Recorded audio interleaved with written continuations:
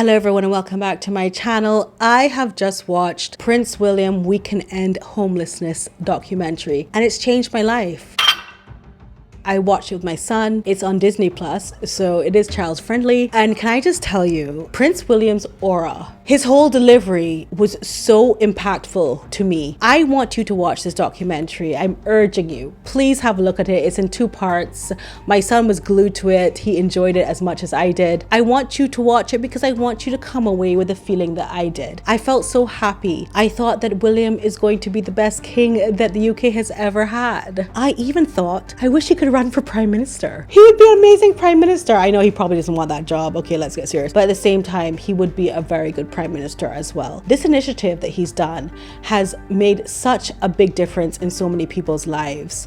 And just watching it, you really get to understand him. I've always been a fan of Princess Catherine, as you know. At the same time now, I'm like, ooh, Princess Catherine and Prince William are kind of head and head. I don't know who to like more. Let's get into it. So these are the highlights for me of the documentary. First of all, Prince William gives credit where credit is due. He says that his mother has guided and influenced him to do this project. And he mentions Prince Harry, which I must say, he's a better man than me.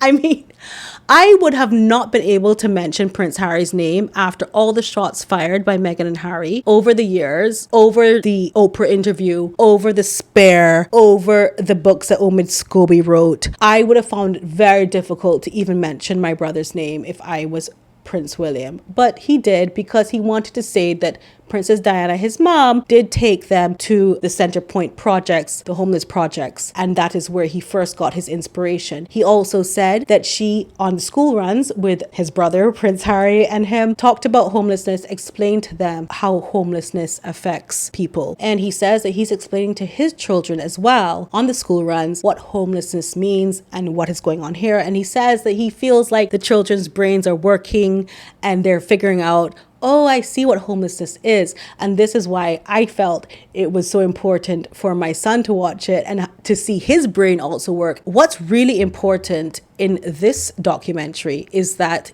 he explains that homelessness is not just what you see. It's not just the people you see on the street sleeping in sleeping bags. It's also sofa surfing, having to rely on friends, having to rely on shelter to shelter. And what's really different about his program is that it is going to be in 6 key locations throughout the UK. And the second thing about it is that it's a 5-year project. You will see that a lot of the clients, I'm calling them clients, but the unhomed people, talk about how they're able to stay in certain homing facilities for 6 months, 18 months, whatever the case may be, but he is giving them a 5-year program to get back on their feet. So that's what's different about him. And you know the other thing different about what he's doing? He's giving them his own land and he's building these homes on his own land. His heart is completely in it and he is making sure that they are having pre-help, as in how to get them to these homes before they become homeless, and also in the aftercare of how not to become homeless again. So this is a very different initiative that we're dealing with. I want to get into all of it, how comfortable, how he, according to the clients, how he blended in with all of them, all the ethnicities, all the different people that were part of this project. But let me just start about the history. Because of his exposure with his mother to Centrepoint, in 2005, Prince William began his first patronage there. In 2009, he slept under a bridge in the winter. So Prince William has done some groundwork before he just started giving out free houses for people on his land. What I found very interesting is the positive spin he is taking on the press photos. So he shows press photos of his mother and him driving to school with Harry, and also how the press took photos of her doing her work. And it's just very interesting because Harry has always said that the press is so terrible. It made such a horrible impact on my mother and blah, blah. And yet you see William using those same photos to say that they were documenting the work of his mother and using it in a positive way to show how he was impacted by the events in his life. I want to say something really quickly. I can't believe that William and Harry were raised in the same household. They speak so differently. They express themselves so differently. As I said, William has this aura about him. He's very genuine. He is using his hands. He uses his hands to talk, right? But most of the time he has one hand here and then he uses the other hand to talk. Whereas you can see that Harry is always gesticulating and it's always these grandiose performative movements, which I don't know where he got that from, but it's very unsettling. The whole documentary was done very well. There were no tricks and gimmicks in it. There was no like sad music and make you want to cry. It was all very positive and very real. It's so refreshing. The most refreshing part about it, by the way, I'm kind of going all over the place, but I've just been so excited about making this video for you, is that Prince William is so excited, almost impatient, to give these people the keys to their new homes. And that's going to happen in 2025. That's like about to happen. Let's talk about the fact that people are saying that he has so many houses, Prince William, that why should he be the one to deal with homelessness? He has no concept of it. And to that, Prince William says in the documentary, if I was to take all the criticism that people give me, I would do nothing. And to that, the foundations and the committees that are helping the homeless people say, I don't care how much money and how much property he has. If he's wanting to help us, we are taking his help. And to that I say, my opinion, nobody asked for, of course, but I will give it anyway. I would say, thank goodness that he has so much money and so much privilege that he's not trying to thief anybody like a lot of corrupt politicians do, like Patrisse Cullors in the Black Lives Movement. Hold on, let me just show you this. Patrisse Cullors, the founder of the Black Lives Movement, was supposed to give homes to the disenfranchised Black Americans, and instead she became a real estate mogul by taking all the donations and buying property and then flipping it or keeping the real estate for herself. And now she's in a $10 million lawsuit because of that. So I would rather, okay, a prince who has all the privilege and all the money and he doesn't need to steal from people to head up this kind of project than the corrupt doing it. So I think the whole documentary was very much a feel-good watch. I liked that it was a teaching moment for children. Sometimes you don't know how to tell children about the problems in this world, and this was a very good cliff notes, if you will,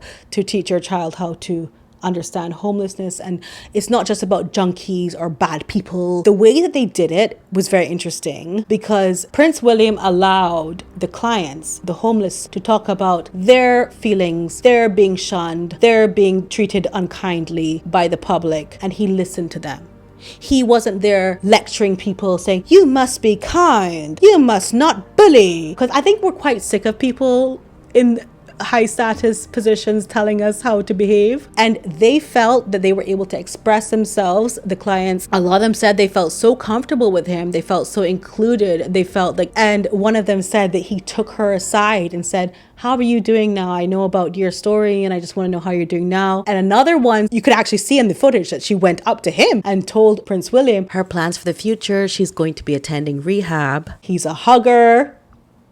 Even when Will and Kate came over and I had met her for the first time, it's like I was a hugger. I've always been a hugger. I didn't realize that is really jarring for a lot of Brits. Remember how Meghan and Harry said that he doesn't hug people? He hugged the kitchen staff. He cleared the plates. This is not edited photos. This is not edited footage. This is not photoshopped. This is not AI. This is actually Prince William doing his job. And Prince William is not really trying to be anything other than he is. He has his driver taking him there. He's very respectful to the driver. He even says that he's a bit nervous to go in and do this project. They're also nervous to meet him. It's very wholesome. And everything that Prince William says is so genuine and so meaningful.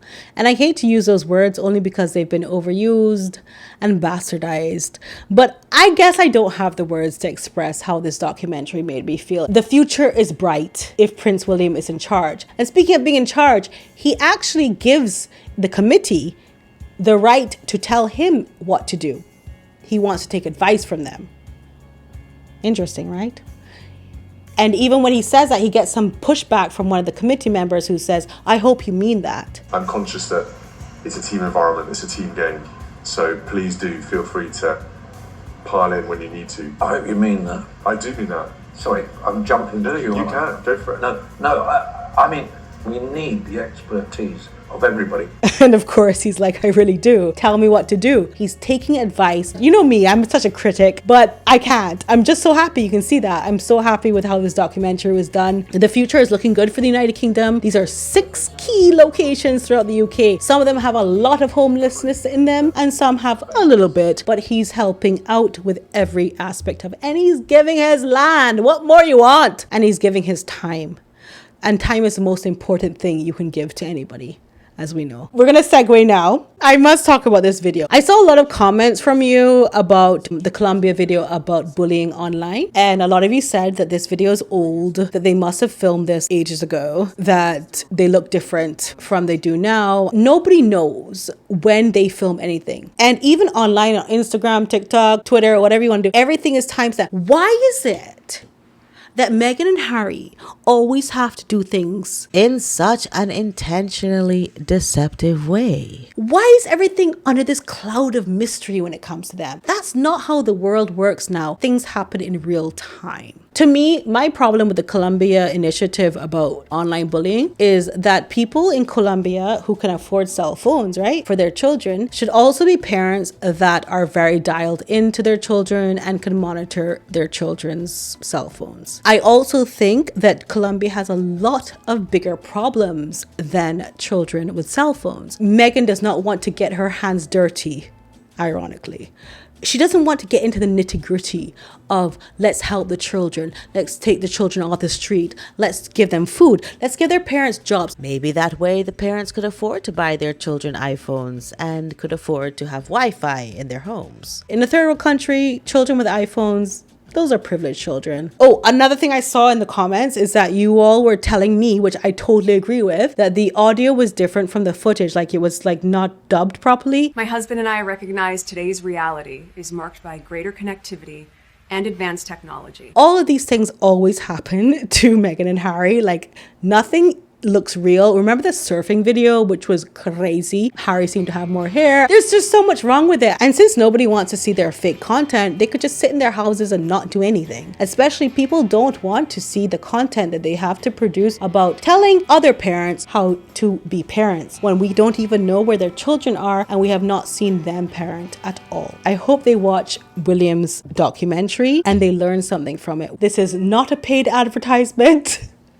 As I said, I am just a big fan of feel-good energy. I love you all so much. Please don't forget to press the like button. It really helps the algorithm. Press the bell notification. Subscribe to the channel. It's free. Sorry for my attire. I've just come from a sea bath, as we say in Barbados. I will see you next time. Love you.